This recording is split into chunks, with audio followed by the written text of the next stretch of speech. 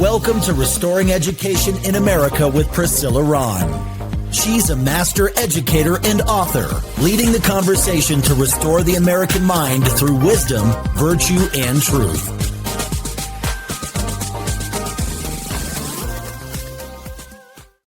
Well, hello, everybody. Welcome to Restoring Education in America. I'm your host, Priscilla Rahn. Happy Martin Luther King Jr. Day. I'm so glad you've decided to tune in. And I have a dream too. I have a dream that we're going to actually educate our children without all the woke nonsense. But I have really good news for you. There is a new private school that's opening this fall in Centennial. It's called Excalibur Classical Academy, and their mission and vision is restoring America's heritage by developing servant leaders who are keepers and defenders of the principles of freedom, for which our founding fathers pledged their lives, fortunes, and sacred honor. They're opening K through 3 this fall. Please go to their website for more information. It's excaliburclassicalacademy.org. You can find out all about it. But bring your children so that they can have a chance at the American dream. But today's a special episode. A lot of us have the day off. I'm going to bring my good friend to the stage, who's a fellow educator. Welcome, my friend, Melanie Collette. Howdy. Thank you for having me again. I appreciate you. Of course. You know, we talk every now and again, and you're doing the thing on all the social media platforms, Newsmax. I hear you talking about all of the latest stuff. And I love talking to you about education. And I said, let's connect on Martin Luther King Day, and let's talk about how far we've come. And I don't know where this conversation is going to go, but we were a little hot and bothered about a book called Grading for Equity. Okay, so let me just cue this up. I'm a teacher in Denver Public Schools. All of the teachers got this book during COVID, and I did the math. So we have 6,000 teachers in Denver Public Schools. I looked it up. It costs $25 a book. If you do the math, that's $150,000. Now, let's say we got a discount. Let's say we got a teacher discount of 20%. That's still $120,000. Now, you multiply that to all of these big urban school districts across the nation. Which school districts are we talking about, Melanie? Well, I just happened to do a little research. Livermore Valley Joint Unified School District, LA Unified School District, Napa Valley, Oakland, Pasadena, Pittsburgh, Pleasanton, Orange Unified, San Jose Unified, San Leandro Unified, Santa Ana Unified, Santa Barbara, Santa Clara, Sonoma Valley, West Covina. Placer Union High School District has publicly described working with Joe Feldman, the author, since 2016. But then when I went and looked up their academic data, there was no improvement in the academic data in 10 years. Look at that. Okay, but here's my problem, Melanie. I don't know if you have, we're talking about how far have we come? Equity. And when I saw this, the first time I just saw the title of the book, they handed this to me. I was like, you've got to be kidding. So then I went to the website and I'm like, okay, well, how are they defining equity? This is from the website. And this is a smorgasbord of like woke terminology. I love it. Let's go. Let's go through here we go. We believe in the moral imperative to disrupt harmful cycles of systemic barriers that preserve and promote white supremacy and other harmful cycles of power and privilege, and to amplify the voices of those historically underserved or silenced so that we can create environments that are more just and that allow for all people to succeed. We do this by engaging in the work of anti-racist practices and behaviors, both individually and collectively, and by utilizing structures and systems that counteract institutional and implicit biases. Okay, how many dings? I was like, wait. So we got academia and education policy spaces often normalizing this Marxist terminology. Okay, your turn. And they expect us to read this foolishness and not roll our eyes. Seriously, reading that foolishness when you go to it, because I'm sure that was followed up by some professional development where some high-paid facilitator came in and taught you about how that book was so wonderful and how it was especially good for Black and brown kids. And I want to make sure that your listeners and people who are viewing this video understand. Priscilla, did you all pay for that book yourself? Where, pray tell, did the monies come from, that $150,000? Where did that money come from that paid for that book?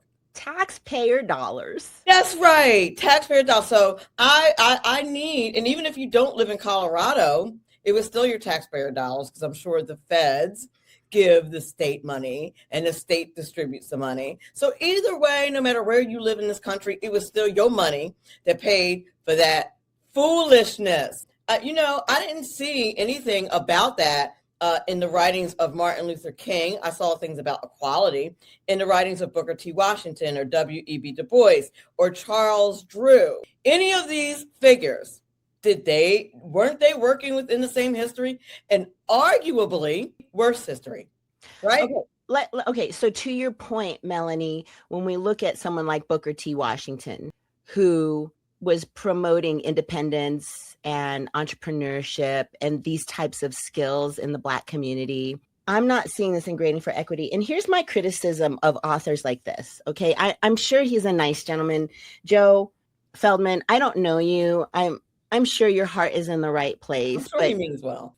But this is part of the problem, coming from two Black females who are educators. Okay, you spent 3 years in the classroom.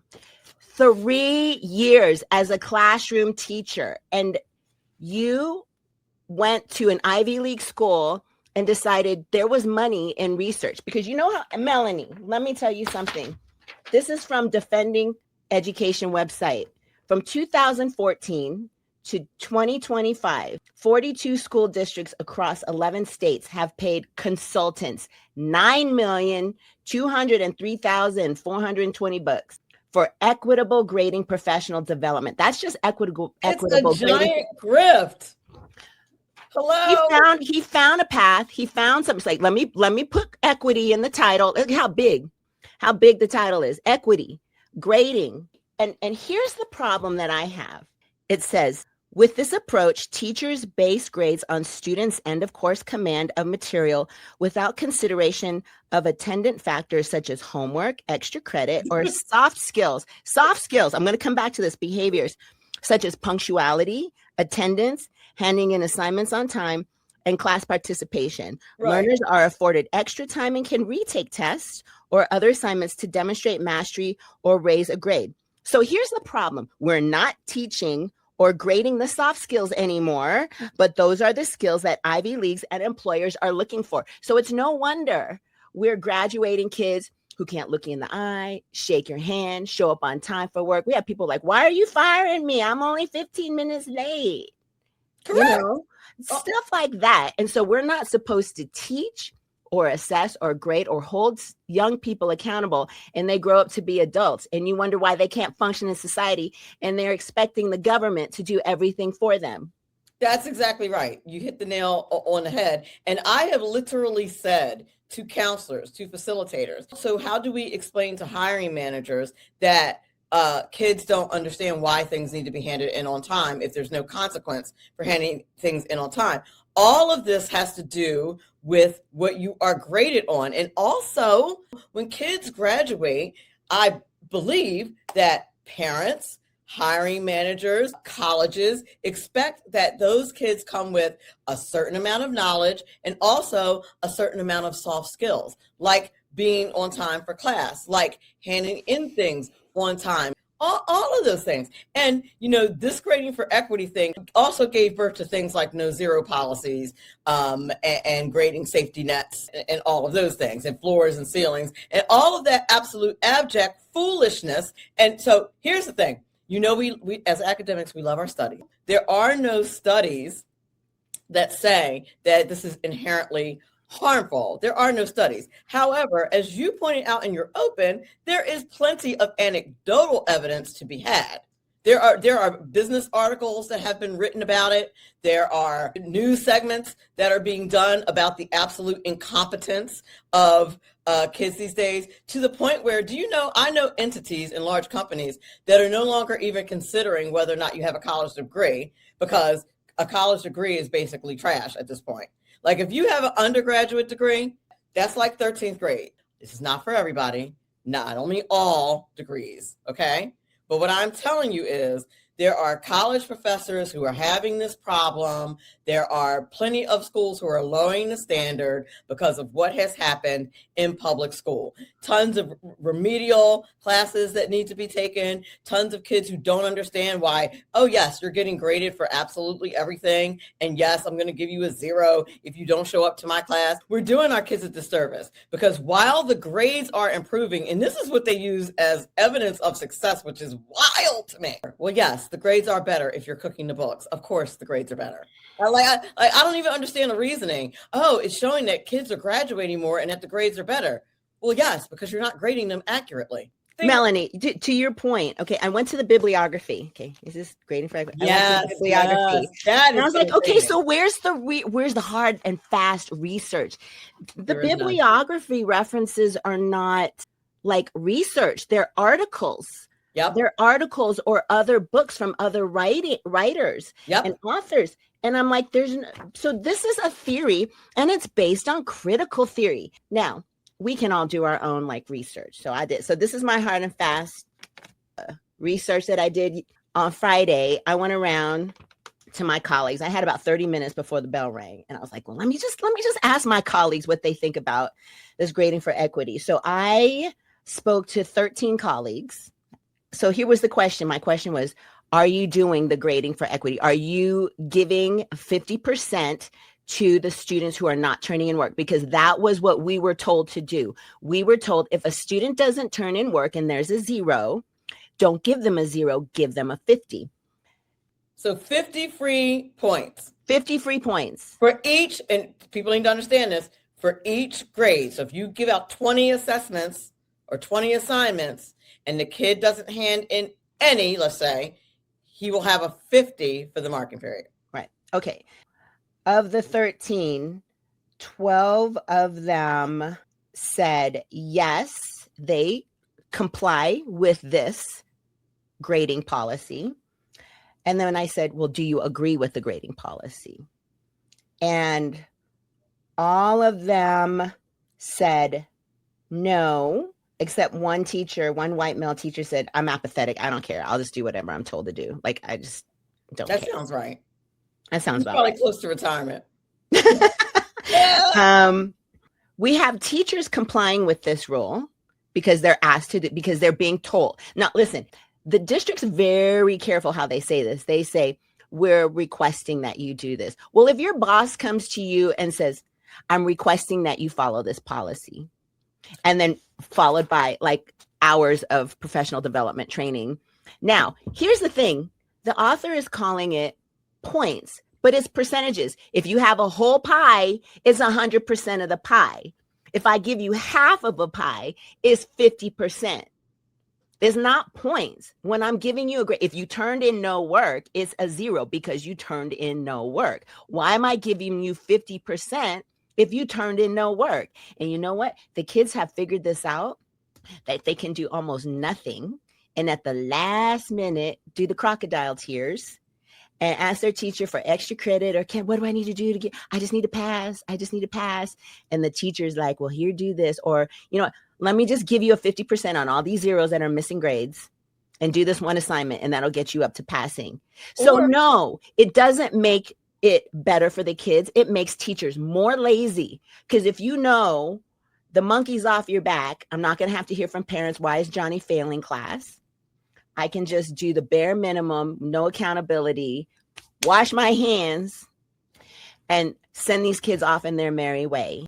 But when you look at the data in all these school districts, none of their improvement, if there is any improvement, is tied to the grading policy. There's no correlation. But this man is making thousands of dollars. And the industry of equity in our schools, I'm just so heated. But wait a minute. I think before we even continue with this conversation, we need to talk a little bit about why we coming for Joe Feldman. We can talk a little bit about that. Nah, for real. Nah, I know you probably don't want to do it. I'm not. No, I don't care. Go ahead. I mean, you're coming for him, but you're being like all professional and like nice and stuff. And I'm fitting to like not be nice right now. So I'm gonna tell you what happened. So the last time I was on Miss Priscilla Rahn's wonderful show, we did some clips, clipped it up, posted it on social media, and Mr. Joe Feldman decided to bring himself over to the X feed and tell us that we didn't know what we were talking about. And after all, he should know because he wrote the book. And I said, oh, really, sir? So basically you're saying that our experience with these principles on the ground are inaccurate or relying. What are you saying? And I haven't heard from Mr. Joe Feldman since. So when you see this clip, Joe Feldman, feel free to join me and Priscilla, or just me alone, anywhere, anytime, on any video. Okay. I'm gonna bring the temperature down a little bit. And we can talk all about that book. Okay, listen. And all about your little principles and how you feel about Black folks and whether or not they're able to achieve. Okay, but the low expectations, this is what gets me. But here was his response to the clip, okay? He said, it's neither forced floors or government-driven mandates. That is not true. Well, government-driven mandates, of course, there's no law that says you have to give a student a 50 when they have turned in no work. Of course. Forced floors, when you're in these urban school districts, everybody, when districts have used taxpayer dollars to buy this book, and they give it to all of the educators and they do professional development over it. And they bring it up every beginning of the new, school year and say, fix your grading, oh, here comes the report cards are coming, fix your grading. But Priscilla, remember he was responding to, I think specifically, the clip where I told the story about how when I turned my grades in to be verified, I was told that there was a floor and a ceiling. And that I could not give a kid a 5, that it had to be a 50, and that I could not give a kid 101% that they earned. But Melanie, Joe Feldman said he should know that that's not true. I should know, he says. I'm reading from his. Okay? I wrote grading for equity. If Ron wants to know what I've written and how it makes classrooms more rigorous and fairer meritocracy, she or anyone can reach out. Well, sir, I've been engrossed in your book. I have read. Look at the sticky notes of all the places that I disagree. I have been an educator for 32 years, national board certified master educator, licensed principal, and now headmaster of a new school that's opening this fall. Okay, so I think I actually have teaching experience, significant classroom experience in a few different school districts. So we are colleagues, Joe. We are colleagues. And I take this very seriously. Are you? We are. I don't know, Joe. We might be able to have an iced tea together. We might be able to share an Arnold Palmer or whatever. Okay. But here's my point, Joe. This is not helping the community that you are profiting off of. You are literally, I see you grifting so bad, you and people like you. Okay. Who think you're going to come and save the Black community. You're going to save the children. And you think it has to do with meritocracy. This has nothing to do with meritocracy. You're advocating for students to not have the soft skills to go in front of a Harvard University admissions counselor and be able to compete with other young people who have these skills that you are saying are like white supremacists. Kids are bartering for their grades. And I would like to see the hard evidence, because in Denver Public Schools where I teach, we've had this book for years. Oh, by the way, he came out with a second edition in 2023, because that was when DEI, let's do a new version so you can buy the new version. But kids are bartering for their grades. They know they don't have to do the work and that they're going to get the soft-hearted, but the reality is life doesn't work that way. But let's see, how far have we come? Let's see what the first Black president and his wife had to say about how far we've come since, the 60s. Good morning, Whit. Former President Barack Obama now explaining why reparations for Black Americans were not on his agenda during his presidency. As Black History Month comes to a close, former first couple, Barack and Michelle Obama, are speaking out on race in America. In America, liberty, justice, and accountability are not for all. It's not for all. Okay. The last time I checked the laws, there's nothing some white person can do that I can't do. Okay, let's not talk about all like, oh, don't show your ID, don't ask for an ID because, you know, that's racist. But there's been broad assumptions. Going back to grading for equity, there are broad assumptions about the constraints faced by students of color and low-income students, which unintentionally position these students as uninformedly disadvantaged, less agentic, or less capable of meeting shared academic expectations. So Feldman, he frames mastery-based grading as a way of correcting historical imbalances. Okay, yes, let's go to content mastery. We want to focus on content mastery. But first of all, teachers need to be able to teach content. They need to be actually teaching content in order for students to be assessed on the content. Kids have to actually learn the content. The content has to be able to be taught, and we have to be able to expect the kids to learn it. Did I tell you about how I did an opener on how to do a budget, and I asked the kids to divide 100 into 3 parts into 3 different like percentages, like as to how you would spend your money. Like say you got $100, what percent would you save? What percent would you spend? And I was doing the math in my head and they thought it was a magic trick. And I had to explain to them that, yeah, well, when I was, seriously, because the first kid raised his hand and said 30, 30, 30. And I'm like, no, that's 90. That's 3 parts, but that's 90. And then I started doing various iterations of that, like 50, 20, 30, something like that, right? And I started doing that. And they were looking at me like, how are you doing that? And I said, it's math. It's like really simple math. And they're like, yeah, but how do you know? And I said, oh, because if I didn't learn it, then I failed and I got left back. And that was like a thing back in the Stone Age when I was in school. It's not a thing now. But Melanie, our kids, their after school life is so terrible. All of them, the Black and brown kids, when they go home, they're not capable of finding a space to sit down and read and do their work. I mean, yes. We have to make sure that when we're grading, that we keep that in mind, that we have to assume that about that demographic. One principal told me that Black students, people of color, often start on first base while white students start on third base. And then he gave the highly racist example of how, if there's a project that needs to be done at the last minute, his single mother might not be able to go out and get the materials and things needed because they can't afford it. This is the foolishness that and I don't mean to pick on people, but like, how dare you be white and look at my face and tell me that? My dad was a PhD. Please get away from me. This is the problem, Ellie, that like there's this assumption all the time. And when you raise a generation of people who keep hearing of Black people who keep hearing like, I'm a victim. I'm a victim. The world is not a fair place. Then you get adults who sound like this. Can you provide a definition for the word woman?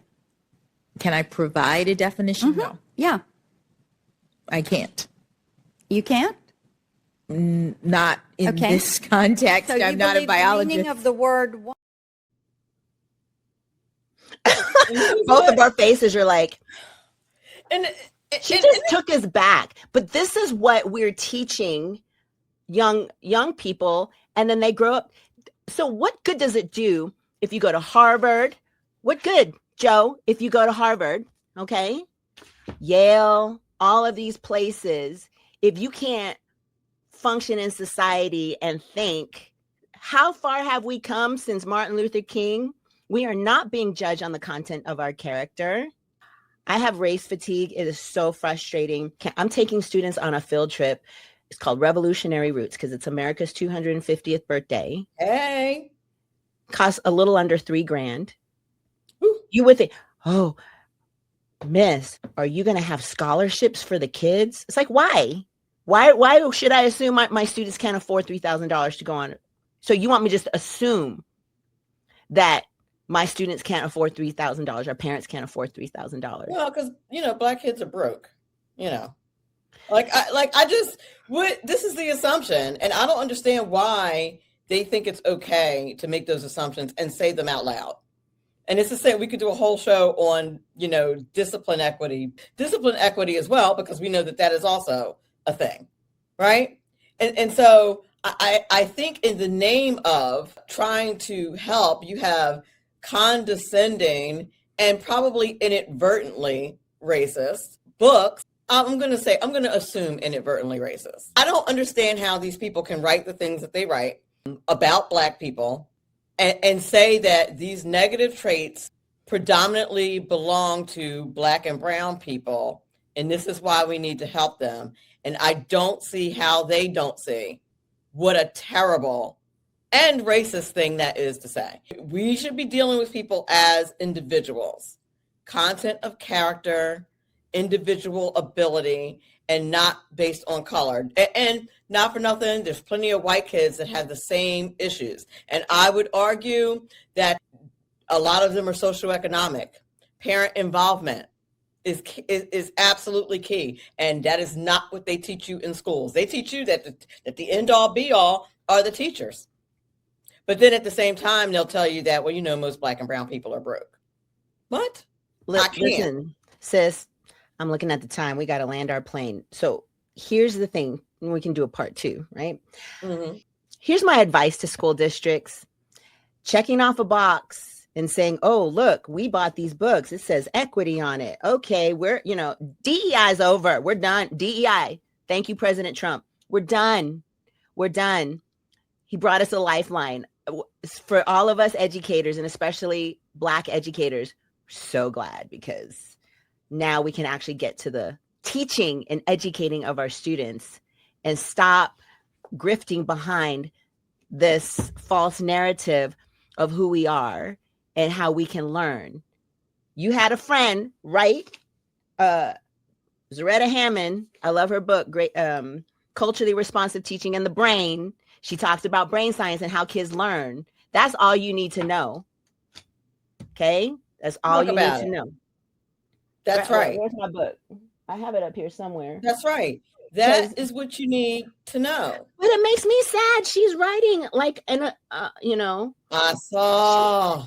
I'm like, Zaretta, I love you. I heart you. What? No, talk to Joe about this. It has nothing to do with how kids learn or how you ignite, chunk, chew, review. I do that. That transformed my lesson plans. My kids were learning and engaged.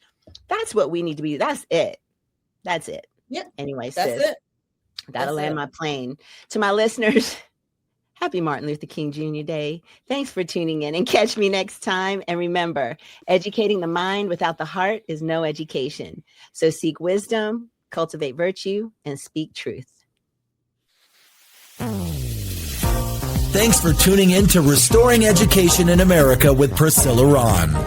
Visit PriscillaRahn.com to connect or learn how you can sponsor future episodes to keep this message of faith, freedom, and education on the air.